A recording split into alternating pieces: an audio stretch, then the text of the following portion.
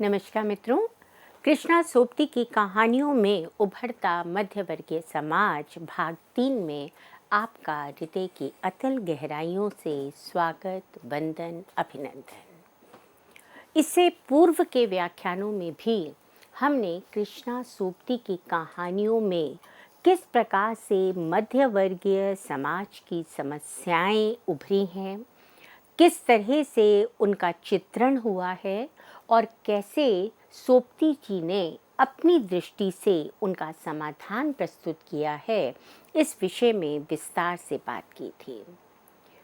सोपती की कहानियों में से किसी एक सूत्र को निकालकर उसका विश्लेषण करना, उसको व्याख्यायित करना सहज कार्य नहीं है। उनकी कहानियों में विचार, शिल्प, भाषा इस तरह से गुंधे हुए नजर आते हैं कि उन्हें अलग अलग तत्वों में विभक्त करके नहीं देखा जा सकता। वो पूरी संप्रेषणता के साथ एक पैटर्न द्वारा ही समझे जा सकते हैं। उनकी अनेक कहानियों के भारतीय विभिन्न भाषाओं में अनुवाद हो चुके हैं। मित्रों मरजानी, ए लड़की तथा डाल से बिछड़ी इत्यादि रचनाओं के नाट्य रूपांतरण सफलतापूर्वक हुए और इसके साथ ही उनका उतनी ही सफलता से मंच पर मंचन भी हुआ। लोगों द्वारा वो सराहे भी गए। ये कहानियाँ पहले कथा के रूप में, कहानी के रूप में प्रकाशित हुई। कालांतर में लेखिका ने उनमें कतिपय परिवर्तन किए, कुछ घटनाओं को जोड़ा और बाद में ये एक कृति के रूप में, उपन्यास के रूप में एक ही जिल्द में हमारे सामने आए। इन कहानियों में हमें जितनी मांसलता दिखाई देती है, कृष्णा जी की समकालीन लेखिकाओं में किसी अन्य में इतनी मांसलता दिखाई नहीं देती। ये कहानियाँ कृष्णा जी ने जीवन के विभिन्न क्षेत्रों से उठाई हैं। जीवन के विविध रंगों से रंगी ये कहानियाँ हमें अपनी ओर आकर्षित इसलिए करती हैं क्योंकि ये कहानियाँ हमें अपने आसपास बिखरी हुई दिखाई देती हैं। इसके कथा सूत्रों से हम एक सहज संबंध स्थापित कर लेते हैं। ये कहानियाँ उन चेहरों को हमारे सामने लेकर आती हैं जिनका सच गहराइयों से फूटता है, जो कहीं बाहर से आरोपित काल्पनिक नजर नहीं आती, कहीं गहरे हमारे अंदर से ही प्रस्फुटित होती हैं। विभिन्न परिस्थितियों में मनुष्य के आपसी संबंध किस प्रकार से एक दूसरे के साथ अपना संबंध स्थापित करते हैं, किस तरह से व्यक्ति दूसरे व्यक्ति के साथ व्यवहार करता है, ये इन कहानियों में सहजता से दिखाई दे जाता है। जो व्यक्ति आज हमें अपना लगता है, आत्मीय लगता है, अनुकूल परिस्थितियों में जो हमारा सबसे प्रिय होता है, प्रतिकूल परिस्थितियों में वही हमसे बहुत दूर जाकर खड़ा हो जाता है। शायद इसीलिए ही कृष्णा सोपती की कहानियाँ पाठकों के हृदय को अंदर तक, गहराई तक छूने में सक्षम रही हैं। नारी अपनी जीवन की सार्थकता मातृत्व में देखती है। माँ बनने के उपरांत ही उसे ऐसा अनुभव होता है मानो अपनी जीवन की सार्थकता उसने पा ली हो। यही कारण है कि किसी भी माँ को अपने बच्चों के आगे संसार का सारा सुख, सारा वैभव, सारी सौंदर्यता फीकी लगती है। उसकी ममता जब तक अपना सर्वस्व अपने बच्चे पर न्यौछावर नहीं कर देती, उसे शांति नहीं मिलती।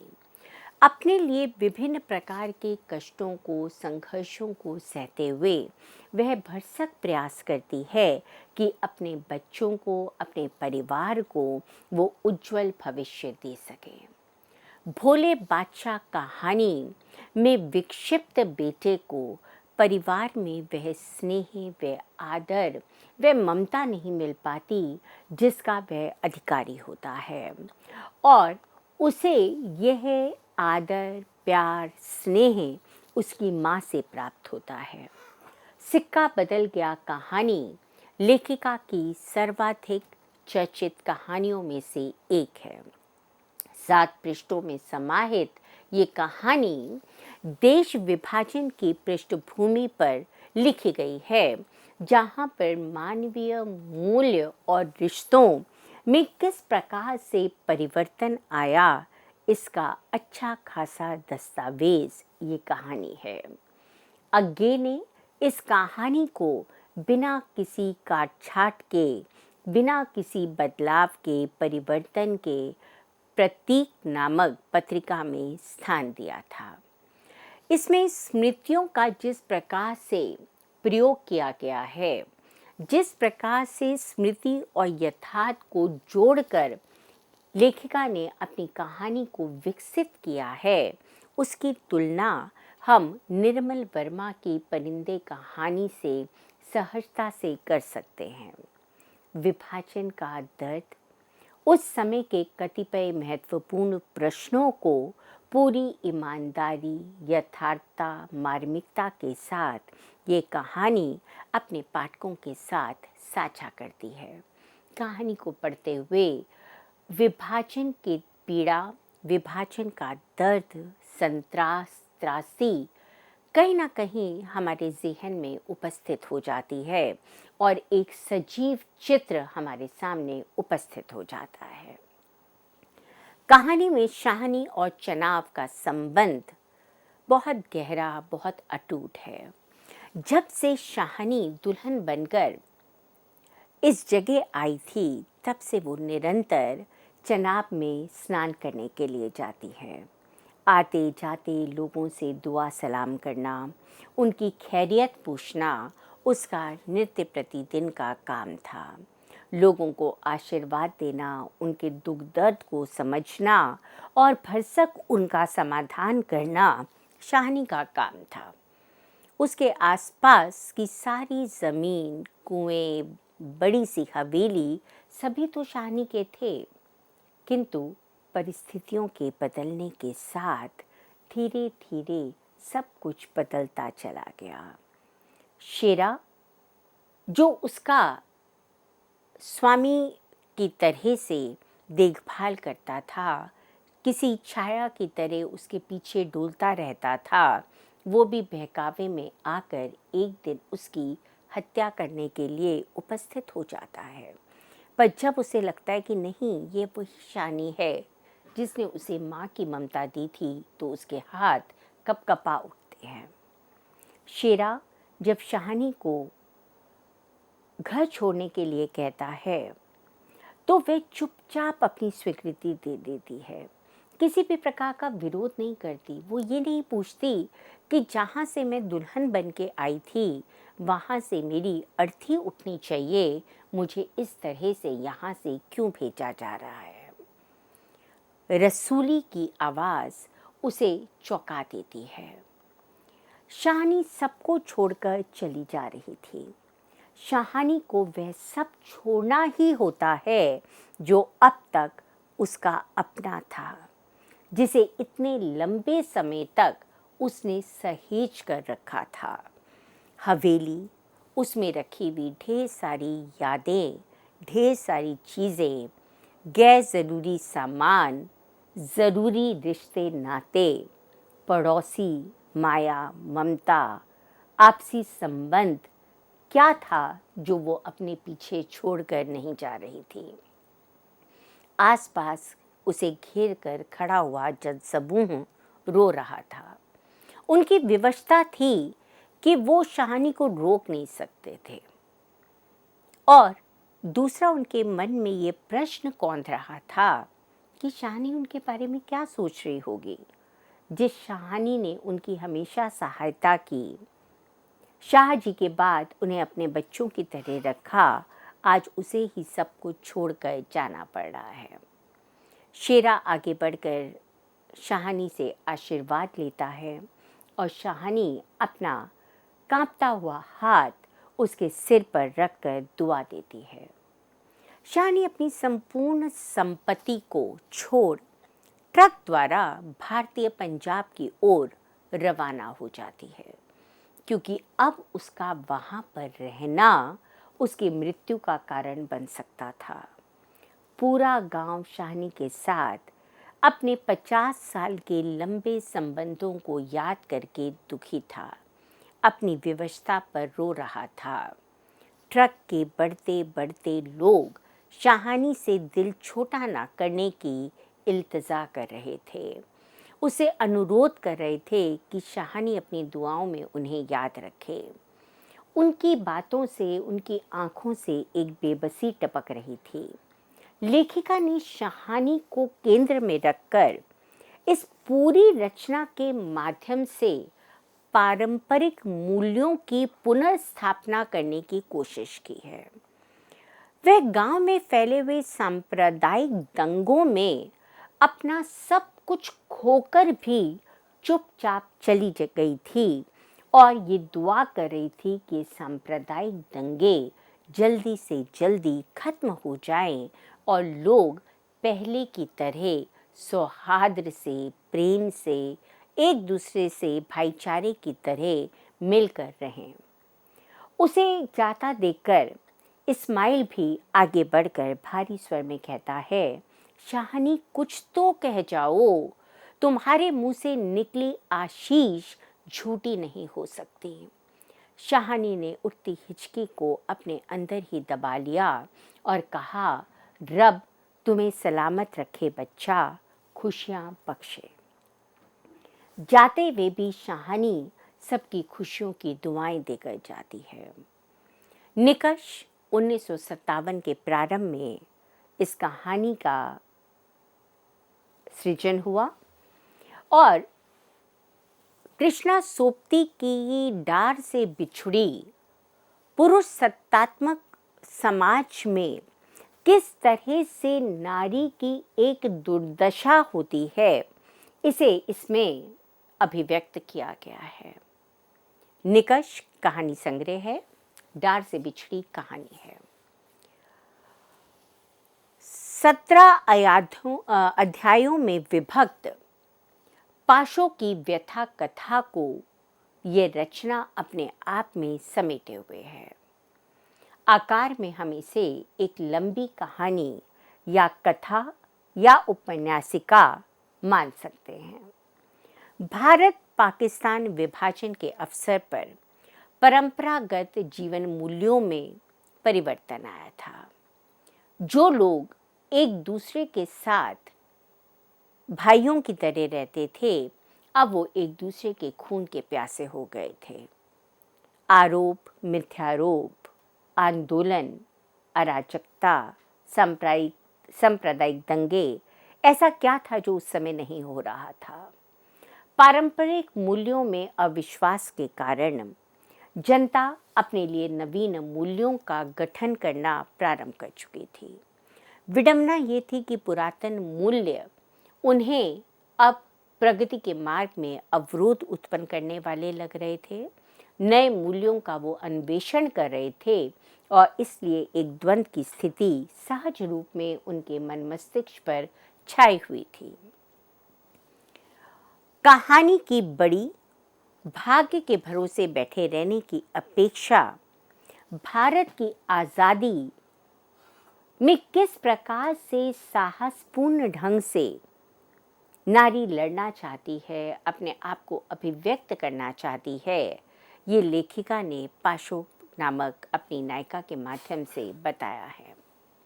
पाशो कहती है, बहनली देवी लाख देवी हो, पर बिन ब्याई कुंवार ना होती तो मेरी कुंवरानियों को नजर लगाती। आज से इस घर में पूजा देवी की नहीं, तलवार की। नारी को या तो देवी मानकर पूजा जाता है, अन्यथा उसे उल्टा या चरित्रहीन मान लिया जाता है। वो सहज मानवीय है, वो सहज संवेदनाओं से युक्त है, उसकी भी इच्छाएं हैं, उसके अंदर भी आक्रोश उत्पन्न हो सकता है। ये बात पुरुष सत्तात्मक समाज में रहने वाला, अपने नियमों पर चलने वाला, नारी के लिए नियम का निर्धारण करने वाला पुरुष नहीं समझ पाता। पाशो इसीलिए कहती है कि अब समय आ गया है जब देवी के रूप में नहीं, नारी को उसकी शक्ति के रूप में पूजा जाना चाहिए। कहानी जैनेन्द्र कुमार की त्यागपत्र की मृणाल और शरद चंद्र की शेष प्रश्न के कमल का स्मरण कहीं ना कहीं अपने पाठकों को कराती है। पाशो के जीवन में जो विसंगतियां हैं, जो समस्याएं हैं, वे मात्र उसके अपने जीवन तक ही केंद्रित नहीं हैं। संपूर्ण मानव जाति को अपने में समेटे ये विसंगतियां कहीं ना कहीं हमें सोचने के लिए विवश करती हैं। पाशो आजीवन अपनी माँ के कर्मों की सजा पाती है। उसका हंसना बोलना किसी को भी पता नहीं क्यों सहन नहीं होता। उसकी माँ हिंदू सराफों की बेटी थी, पर उसने अपने ही कस्बे के शेखों के घर प्रेम विवाह किया था। स्मरण करिए ये किस समय का वाकया है, जिससे दोनों परिवारों के मध्य एक दुश्मनी पैदा हो जाती है। पाशो अपने नाना के यहाँ पलती है। इतिहास पुनः अपने आप को जगाता है, दोहराता है और एक मुस्लिम लड़के से प्रेम करने के शक में पाशो अपने ही घर में षड्यंत्र का शिकार हो जाती है। वह निर्णय लेती है कि वह अपनी माँ के पास शेखों वाली हवेली जाएगी और उसके साथ सुखपूर्वक वहीं रहेगी। अपनी मर्जी से अपने प्रेम को सफलता की सीढ़ियों तक ले जाएगी। पाशो भागकर अपनी माँ के मेहर के घर आती है और उसके आंचल की छाया में शरण ढूंढने का प्रयास करती है। वो अपना सब कुछ लुटाकर माँ के पास पहुंची थी, पर वहां भी माँ के आंचल की छा उसके साथ हमेशा नहीं रहती। यही छूटना मानो उसका अपनी डार से बिछुड़ना है। वह भूल जाती है कि पुरुष प्रधान समाज में स्त्री केवल एक कठपुतली है, जिसकी डोर उस पुरुष के हाथ में है जो जब चाहे जैसे चाहे उसे नचा सकता है। शेखों उसका विवाह हिंदू मित्र दीवान लखपत से कर देते हैं। बड़ी उम्र का लखपत पत्नी को पुत्रवती कर स्वर्ग सुधा जाता है। पति की मृत्यु के बाद चारों ओर से उसके ऊपर रखवाले बनकर खड़े हो जाते हैं। सब उसका भला करने का ढोंग करते हैं। वस्तुतः वे पाशो के माध्यम से कहीं ना कहीं अपने स्वार्थ की ही सिद्धि कर रहे थे। उसे अकेले अपना वैधव्य भी नहीं काटने दिया जाता। पाशो का जीवन दुख से भर जाता है। उसकी स्थिति मानो बाजार में बिकने वाले उस वस्तु से जैसी हो जाती है जिसे कोई भी कहीं भी किसी भी मूल्य पर खरीदने के लिए तैयार हो जाता है। कथा के अंत में उसका भाई उसे सभी दुखों से निजात दिलाता है और उसे पुनः वो सम्मान देकर उस डाल से मानो मिला देता है जिससे वो पिछड़ गई थी। लेखिका कहानी में कहीं भी स्त्री के लिए कोई काल्पनिक संसार की सृष्टि नहीं करती हैं। यथार्थ भूमि पर अवस्थित ये कहानी सहज रूप में विकसित होती है। नारी की विडंबनाओं को अपने पाठकों के साथ साझा करती हुई वो जिस मार्मिकता के साथ, जिस गति के साथ विकास को प्राप्त होती है, वो पाठकों को सोचने के लिए, ठहरने के लिए, समस्या का समाधान निकालने के लिए विवश करता है।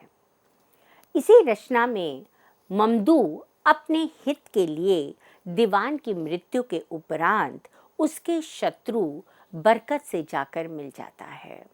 दीवान के मरने के बाद बरकत और उसकी माँ दीवान की संपत्ति पर अपना अधिकार जमाना चाहते हैं। बरकत की माँ कहती है, बहू अब जगरा कर और अपने गहने गट्टी की संभाल कर, मेरी मानो तो गिन गिना बरकत को संभलवा दे। 7 दुश्मन बैरी हैं, फिर दीवान के बाद बरकत ही घर का राखा है। यहाँ भी इस बात पर सास कहीं ना कहीं आकर उसे समझाने की कोशिश करती है कि तुम निर्बल हो, तुम अपना संभाल अपने आप नहीं कर सकती, इसलिए तुम्हारे ऊपर एक रखवाला होना बहुत ज़रूरी है।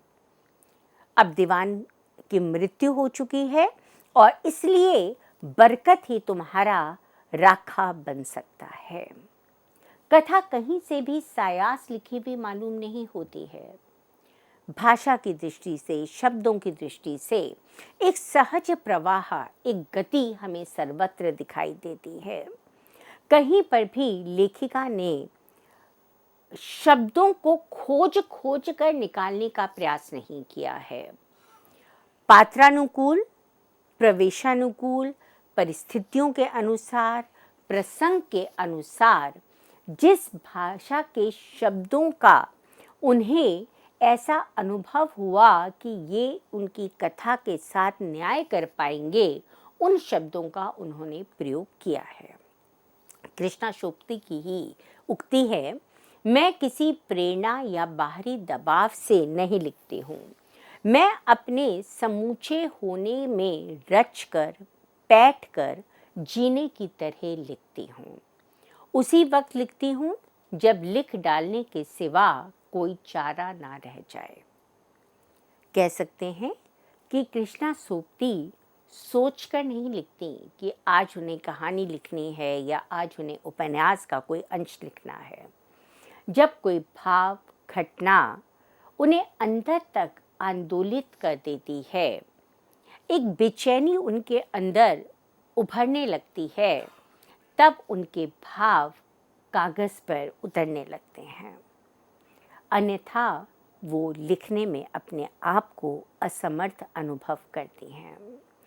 इस तरह से हम देखते हैं कि विभाजन की पीड़ा को लेखिका ने सिक्का बदल गया और डार से बिछड़ी, इन 2 रचनाओं में बहुत सुंदर ढंग से अभिव्यक्त किया है। उनकी कहानियों में हमें मध्य वर्गीय परिवार में किस प्रकार से संयुक्त परिवारों का विघटन हो रहा है, किस तरह से समाज विभिन्न वर्गों में विभक्त है, निम्न वर्ग किस प्रकार से अपने 2 समय के खाने का प्रबंध करने के लिए भी संघर्षरत है, कैसे उच्च वर्ग समाज के किसी भी नियमों को नहीं मानता, समाज में हिंदू मुस्लिम किस प्रकार से दंगे हो रहे हैं, किस तरह से आपसी सौहार्द की ज़रूरत है, प्रेम की ज़रूरत है, इन सब को लेखिका ने बहुत सुंदर स्पष्ट ढंग से अभिव्यक्त किया है। कई स्थानों पे उन्होंने समाधान दिए हैं और कई जगह उन्होंने समस्या का उद्घाटन करके उस समस्या के समाधान को अपने बुद्धिजीवी पाठकों पर ही छोड़ दिया है, क्योंकि उनका मानना है कि किसी भी समस्या का एक समाधान नहीं हो सकता। अपने अगले वक्तव्य में हम कृष्णा सोप्ती के उपन्यास समय सरगम पर बात करेंगे कि कैसे जीवन की संध्या में जब व्यक्ति अपने आप में अकेला हो जाता है, वृद्ध हो जाता है, अशक्त हो जाता है और धीरे धीरे मृत्यु का एहसास उसे अपने निरंतर पास आता नजर आता है, तब उसके अंदर क्या क्या अनुभव जागृत होते हैं। तब तक के लिए आप मुझे आज्ञा दीजिए। धन्यवाद।